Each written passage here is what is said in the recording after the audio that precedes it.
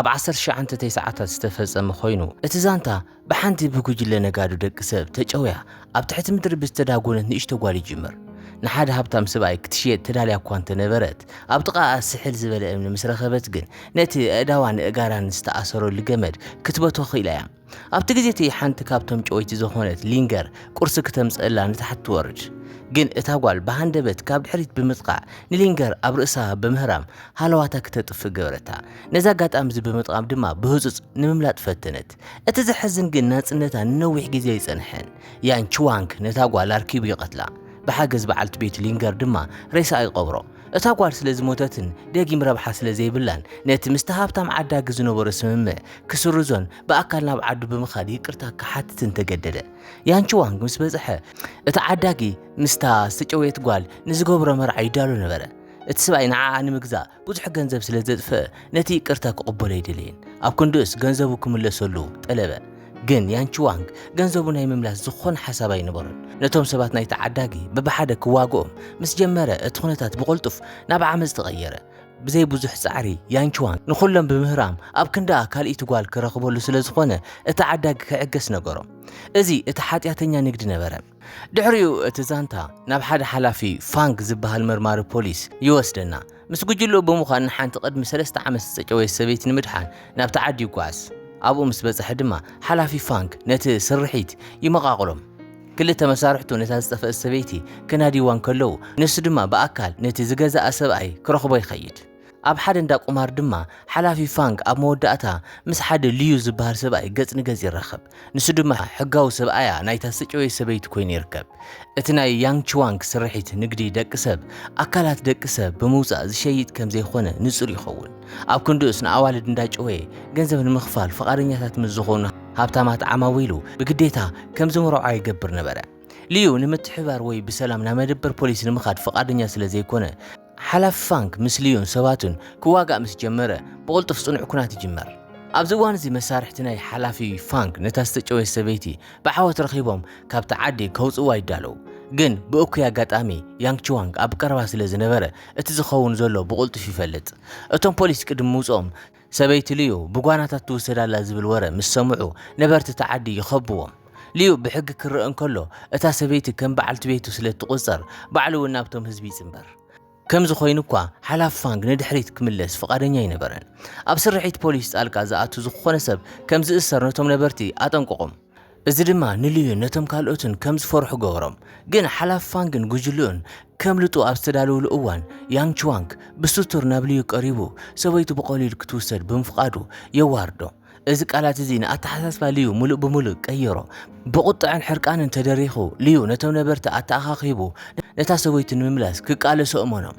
ነዊሕ ከይጸንሐ ኣብ መንጎ ፖሊስን ነበርቲ እቲ ዓድን ደማዊ ግጭት ይለዓል እቲ ኩነታት ብቕልጡፍ ካብ ቁፅር ወፃኢ ይኸውን እቶም ነበርቲ መኪና ፖሊስ ብምግልባጥ ንሓላፊ ፋንግን ጉጅሉን ኣብ ማእኸል እቲ ዓዲ ተኸቢቦም ከም ዝተርፉ ይገብርዎም ኣብ ተስፋ ዝቆረጹሉ ግዜ ሓላፊ ፋንግ ቆልዓን ከሎ ዝተጨወየት ክሳብ ሕጂ ድማ ዘይተረኸበት ዓባይ ሓፍቱ ብሃንደበት ትዝትብሎም እቲ ዘሕምም ተዘክሮ ድማ ተስፋ ከይቆርጽ ምኽንያት ይኾኖም ኣብ ውሽጡ ነዛ ሰበይቲ ምድሓን ንሓፍቱ ንምርካብ ናይ መጀመርታ ስጉምቲ ክኸውን ይኽእል እዩ ዝብል እምነት ነበሮ ኩነታት እንዳገደደ ምስ ኸደ ሓላፊ ፋንግ ነቲ ህዝቢ ደው ንምባል ናብ ኣየር ናይ መጠንቀቕታ ጥይት ክትኩስ ተገደደ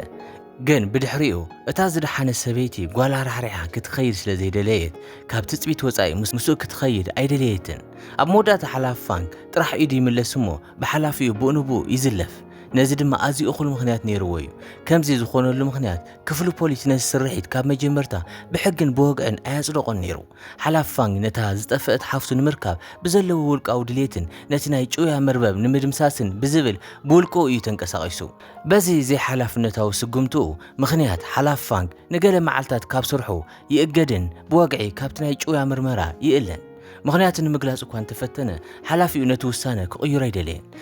እቲ ክፍሊ ፖሊስ ብውልቃዊ ድራኸ ብዝንቀሳቐስ መኮንን ስሙ ክበላሾ ኣይደልን እዩ ሕጂ እቲ ዛንታ ካብ ሓላፊ ፋንግ ብምልዋጥ ሃን ዝበሃል መንእሰይ የላልየና ሓደ መዓልቲ ሃን ዩንግቢንግ ኣብ እትበሃል ጽቡቕ ሰራሕተኛ ድሕሪ ምምሳጡ ናብ ሓደ እንዳ ጽባቐ ይኸይድ ግልጋሎት ማሳጅ ክረክብ ብምድላይ ብዘሕፍር ኩነታት ዋጋ ይሓትት ክንደይ ክቡር ምዃኑ ምስ ፈለጠ ግን ንድሕሪት ክምለስ ቁሩብ ተሪፍዎ ነበረ ሃን ኣብ ቀረባ ከም ዝነብር ምስ ፈለጠት ዮንግ ቢንግ ናብ ገዝኡ ኸይዶም ክቕፅሉን ከምኡውን ቅናሽ ከም እትገብረሉን ብቐሊሉ ትነግሮም። ናብ ገዝኡ እንዳኸዱን ከለዉ ክልተ ኣጠራጠርቲ ሰብኡት ብሕማቕ ድሌት ንዮንግ ቢንግ ክስዕብዋ ይጅመሩ።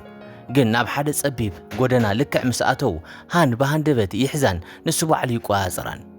እቲ ዘይጓዳእን ገርን ዝመስል ትርኢት እኳ እንተነበረ ሃን ግን ካብ ሰብኡት ያንግ ቹዋንግ ሓደ እዩ ነይሩ። ካብ መጀመርትኡ ናይቲ ናይ ጭውያ መርበብ ኣባል እዩ ነይሩ። ከምኡ ብምዃኑ ድማ ዮንግ ቢንግ ቀጥታ ናብ መጻወልያ ከም ዝኣተወት ተገንዘበት። ኣብ ካልእ ቦታ ሓላፍ ፋንግ ምስ ሓደ ካብ መሳርሕቱ ብዛዕባ እገዱ ይዘራረቡ። ኣብቲ ዝርርቦም እታ ዝጠፍአት ሓፍቱ ብሂወት ምህላዋን ዘይምህላዋን እኳ እንተዘይፈለጠ ክሳብ ዝረኸባ ተስፋ ናይ ምቑራፅ ሓሳብ ከም ዘይብሉ ይዛረብ። ልክዕ ኣብ ማእኸል እቲ ዝርርብ ሓላፍ ፋንግ ካብ ኣመሓዳሪ ዓዲ ንእሽቶ ሓፍቱ ካብ ገዛ ከም ዝሃደመት ዝገልጽ ጻውዒት ቴሌፎን ይቕበል።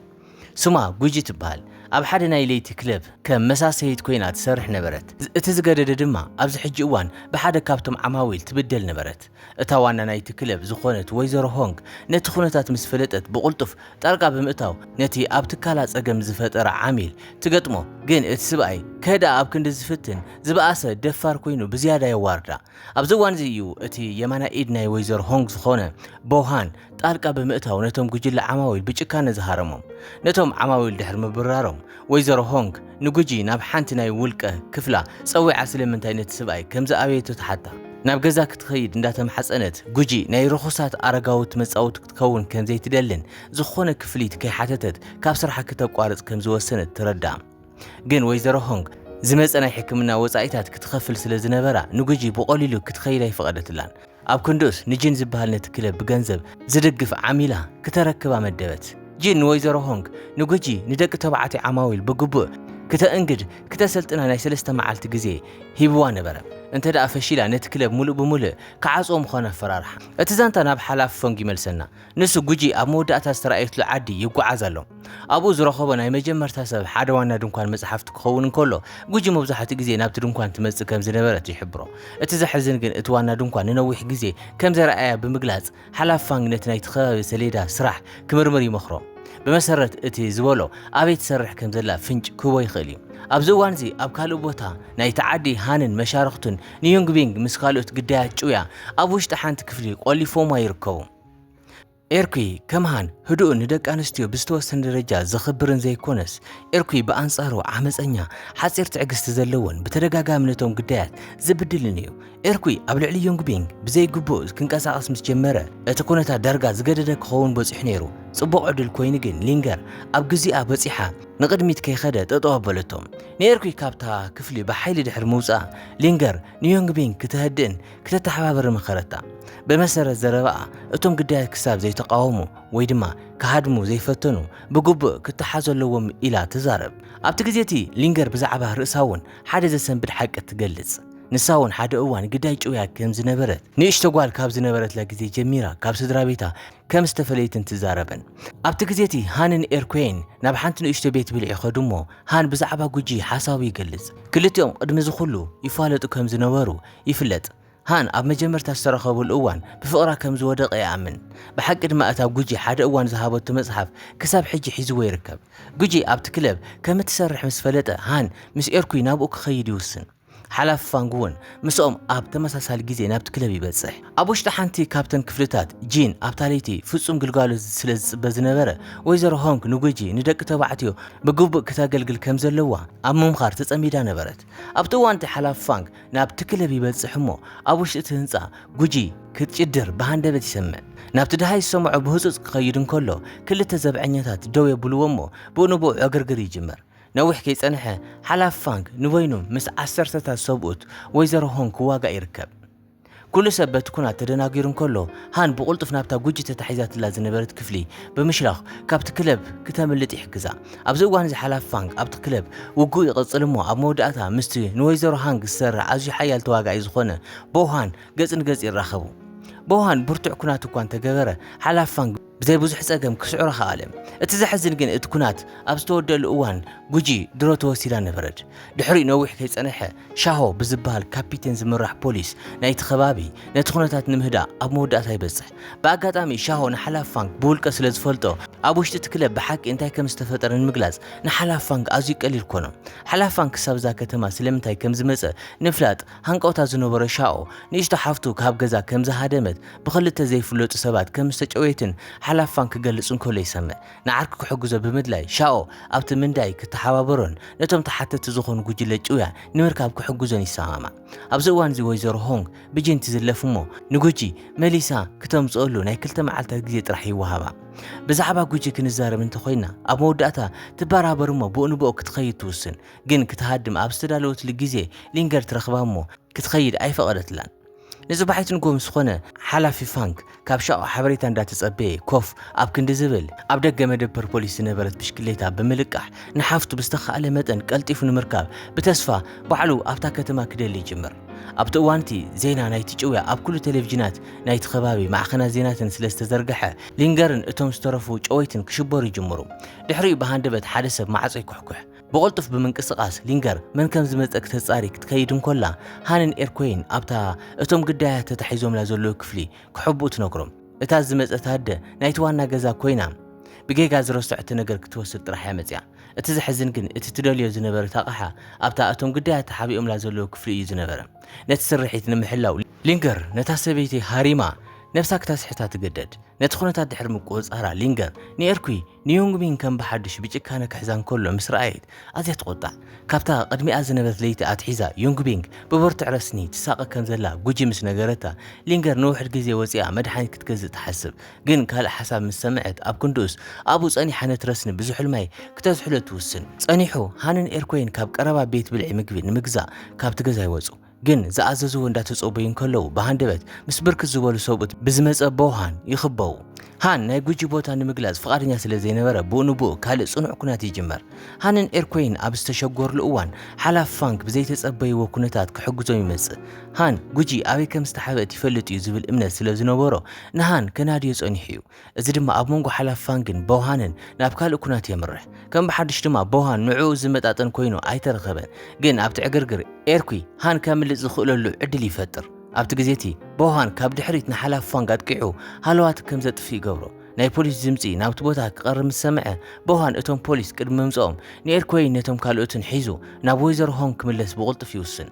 ኣብዚ እዋንዚ ኣብቲ ምሕብኢ ጉጂን እተን ካልኦት ዝተጨወያ ኣንስትን ካብዚ ንድሓር ስቒለን ክጸንሓ ከም ዘይኽእላ ኣብ መወዳእታ ይውስና ንምምላጥ ብተስፋ ብሓባር ሊንገር ያጥቃዓ ንሊንገር ሃለዋታ ክተጥፍእ ብዓወት ድሕሪ ምግባረን እተን ኣንስቲ ሓገዝ እንዳጨደራን ኣብ ቀረባ ዘሎ ሰብ ክሰምዕን እንዳጸለያን ካብታ ክፍሊ ብህጹጽ ይወጻ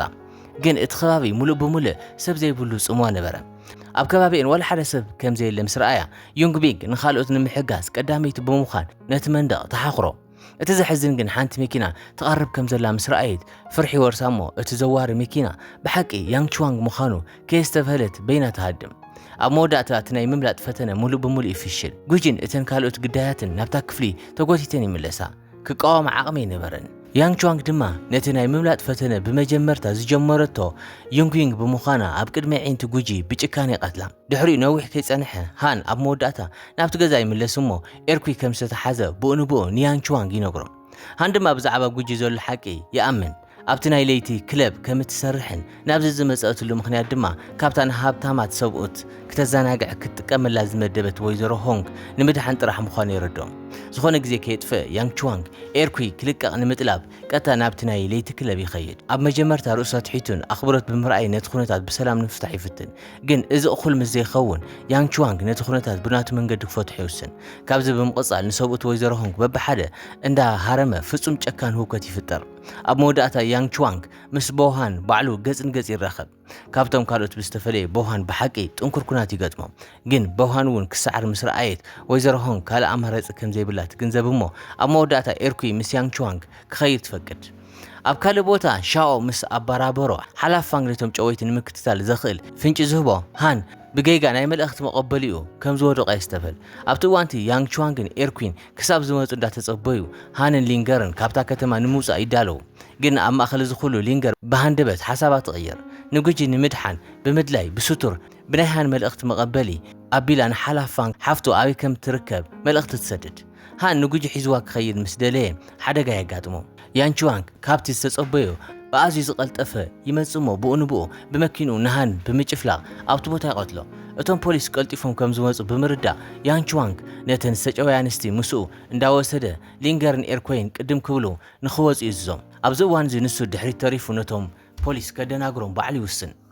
ናብቲ ናይ ለይቲ ክለብ ምስ ተመለሰ ሓላፍ ፋንክ ጉጂ ኣብኡ ከም ዘይላ ይፈልጥ ግን ብዛዕባ ሓንቲ ዝተጠራጥር ናይ ጽዕነት መኪና ዝገልጽ ጸብጻብ ምስ ሰምዐ ብቕልጡፍ ኣቓልቦ ብምቕያር ክስዕባ ይጅምር ኣብቲ መስዓብ ሓላፍ ፋንክ ኣብ መወዳእታ እታ መኪና ሙሉእ ብምሉእ ከም ዝተታለለ ብምርዳእ ብኡንብኡ ምስ ሻኡ ይራኸቡ እሞ ነቶም ጉዳያት ብሓቂ ተጓዓዝ ዘላ ካልኢት መኪና ክደሊ ይነግሮ ክልቲአን መኻይን ኣብ መንገዲ ነንሕድሕደን ስለ ዝተጋጨዋ እቲ መስዓብ ብቕልጡፍ ናብ ሓደጋ ይቕየር ኣብ መወዳእታ መኪና ሓላፍ ፋንክ ኣብ ጥቓ መንገዲ ምስ ዘላ ቤት ብልዒ ትጋጮ